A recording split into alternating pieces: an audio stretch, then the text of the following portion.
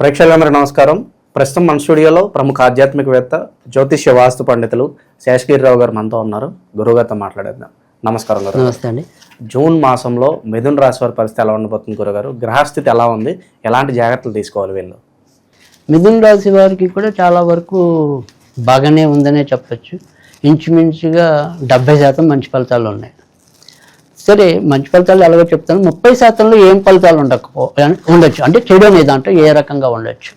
ఈ 30%లో ఉండే చెడు ఫలితాల్లో ఏంటంటే, ఇక్కడ వీళ్ళకి గురుడు యొక్క సంచారం ఏదైతే ఉంటుందో అది పూర్తి స్థాయి మంచి ఫలితం కాదు, మిశ్రమ ఫలితాలు ఇవ్వటం అనేది అయితే ఉంటాయి. తర్వాత రెండోది వచ్చేప్పటికి ఏంటంటే, ఇదే తర్వాత అంటే మనకి ఈ జూన్ నెలలోనే గురుమౌఢ్యం అనేది కూడా రావటం అనేది ఉంటుంది. అంటే గురుడు మరింత బలహీన పడతాడు, రవితో కలుస్తాడు కాబట్టి. సో మిథున రాశికి గురుడు యొక్క ఫలితం ఏంటి అనేది చూసినట్టయితే, వీళ్ళకి వృత్తి ఉద్యోగాల కారకుడు గురుడు అయ్యాడు. తర్వాత భార్యాభర్తల రిలేషన్స్కి కూడా గురుడే కారకుడు అయ్యాడు. తర్వాత వ్యాపారస్తులకి పార్ట్నర్షిప్ ఉంటే కనుక అక్కడ గురుడే కారకుడు అవుతాడు.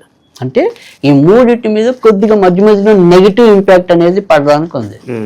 అంటే ఉన్నట్టుండి ఆకస్మికంగా ఉద్యోగాలు పోగొట్టుకోవటం, తర్వాత ఏదో ఊహించి మనం ఉద్యోగం మార్పు తీసుకుంటే అక్కడ మనకి మళ్ళీ తన నుంచి పొయ్యిలో పడినట్టు ఉండటం, అది అంత మంచి మార్పు కాదే అనిపించటం. తర్వాత భార్యాభర్తలు అంతలోనే చక్కగా మాట్లాడుకుంటూ ఉన్నట్టుండి ఒక చిన్న మాట పట్టుకుని వాళ్ళిద్దరు ఆవేశాలు పెరగటం. సో ఇవి నెగిటివ్ ఈ 30%లో ఉండేది. తర్వాత పార్ట్నర్షిప్ వ్యవహారాల్లో కూడా అక్కడ అపార్థాలు రావటం అనేది, తర్వాత పార్ట్నర్షిప్లతో వెళ్తున్న బిజినెస్లో అంత ఆశాజనకంగా ముందుకెళ్ళలేకపోవటం కానీ, అవి కొంత ఇబ్బంది పెట్టడం అనేది అయితే ఉంటుంది.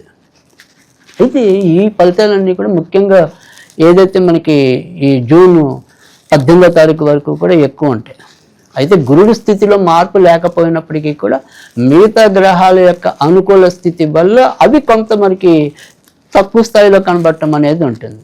కనుక జూన్ 18 వరకు కొద్దిగా తీవ్రత అనేది ఎక్కువ ఉంటుంది. సో జూన్ 18 తర్వాత నుంచి అక్కడక్కడ ఉంటాయి. ఓకే.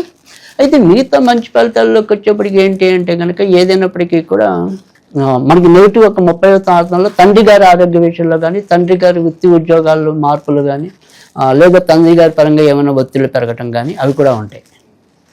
ఇక ఈ 70%లో మంచి ఫలితాలు వచ్చే దాంట్లో ఏంటంటే, ఆర్థికంగా ఎటువంటి ప్రతిబంధకాలు ఉండవు. అవసరానికి ఎప్పుడు కూడా తగినంత ధనం లభించడం అనేది అయితే ఉంటుంది. తర్వాత ముఖ్యంగా ఎవరైతే కవులు, కళాకారులు, క్రీడాకారులు, ముఖ్యంగా సినీ రంగానికి సంబంధించిన వాళ్ళు, మీడియా రంగానికి సంబంధించిన వాళ్ళు మంచి భవిష్యత్తును పొందడానికి అయితే అవకాశాలు ఎక్కువ ఉన్నాయి. వాళ్ళకి అవకాశాలు కూడా అలాగే ఎక్కువగా రావడానికి అవకాశం ఎక్కువ ఉంది. కనుక ఆ రకమైన వాటిలో ఉన్న వాళ్ళు ఖచ్చితంగా రాణింపు అనేది కనిపిస్తుంది.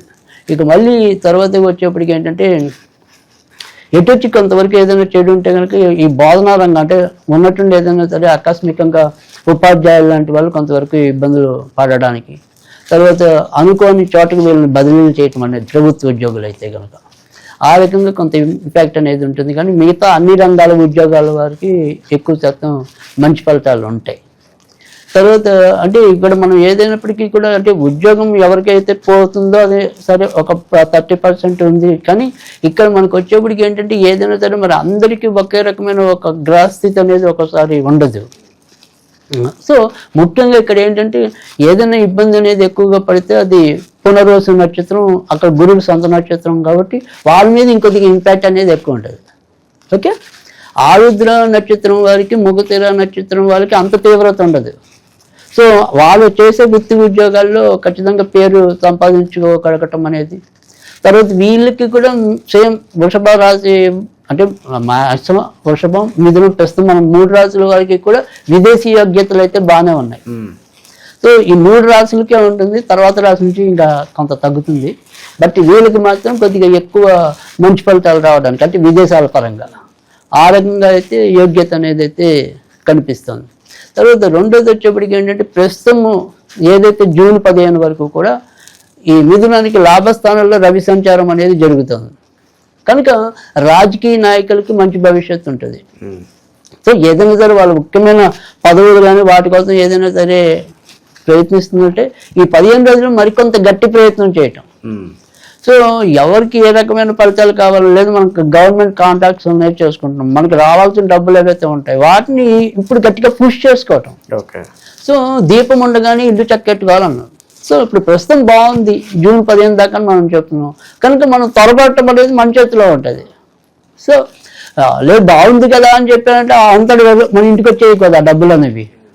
సో ఇది మనం ప్రయత్నించడానికి యోగ్యవంతమైన కాలం అనేది మనం గుర్తించుకుంటే ఖచ్చితంగా ఇది బాగుంది. రవికి సంబంధించిన వృత్తుల్లో ఉన్న వాళ్ళందరికీ కూడా బాగుంటుంది. అంటే ప్రభుత్వ ఉద్యోగాలు వాళ్ళు ఏదైనా సరే పదోన్నతులు అలాంటివి ఏమైనా ఆశిస్తే కనుక పదోన్నతులు జరగడానికి ఉంది.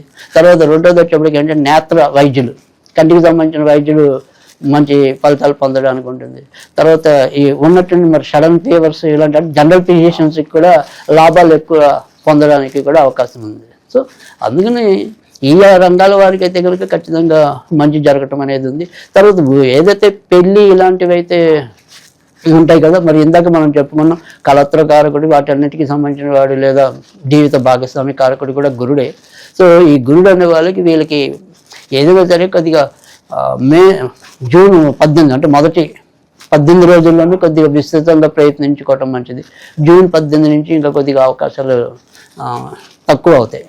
సో అందుకని మొదటి నుండి 18 రోజుల్లోనే వీళ్ళు ఎక్కువగా దానికి సంబంధించిన ప్రయత్నాలు చేసినట్టయితే కనుక ఎక్కువ లాభం గడించడానికి లేదా అనుకూలత పొందడానికి. భూములు కొనాలన్నా అమ్మాలన్నా దీనికి సంబంధించిన వ్యవహారాలు ఎలా ఉండబోతుంది గురుగారు? అంటే భూములకి కొనడానికి అమ్మడానికి అయితే కనుక మనకి కొద్దిగా ఇబ్బందిగానే ఉంటుంది. అంటే ప్రస్తుతం ఏదైతే జూన్ ఇంచుమించుకి 21వ తారీఖు బుధుడు సంచారం మారటం అనేది ఉంటుంది కనుక జూన్ 21 తర్వాత నుంచి ఎక్కువగా మంచి ఫలితాలు పొందడానికి ఉంటుంది. కనుక జూన్ 21 తర్వాత నుంచి సాగించుకోవచ్చు. ఎందుకంటే అక్కడి నుంచి ఇంచుమించుగా మీకు మళ్ళీ 15 రోజుల పైన ఆ రకమైన గ్రహస్థితి ఉంటుంది కాబట్టి ఈ జూన్ 21 తర్వాత అయితే ఖచ్చితంగా ప్రయత్నం చేసుకోవచ్చు. గురుగారు గ్రహస్థితి ఇలా ఉంది కాబట్టి మరి వీళ్ళకి ప్రజెంట్ ఎలాంటి రెమెడీస్ అవసరం అంటారు?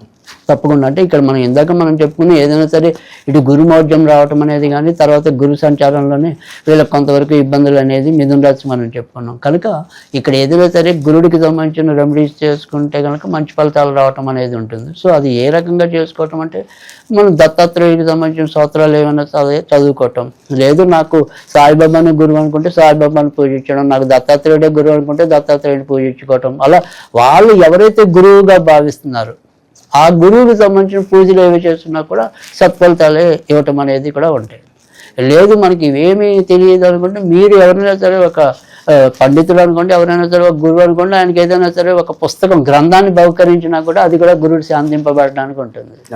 తర్వాత గురువారాలు అప్పుడప్పుడు మీరు స్నానం చేసే నీటిలో కొద్దిగా పసుపు వేసి స్నానం చేసినా కూడా గురు ఫలితాలు మెరుగుపడటం అనేది అయితే ఉంటుంది. సో ఏదైనప్పటికీ కూడా మనకి గురుడికి సంబంధించిన రెమెడీస్ చేసుకోవటం అనేది ఈ నెల యొక్క ఉద్దేశం.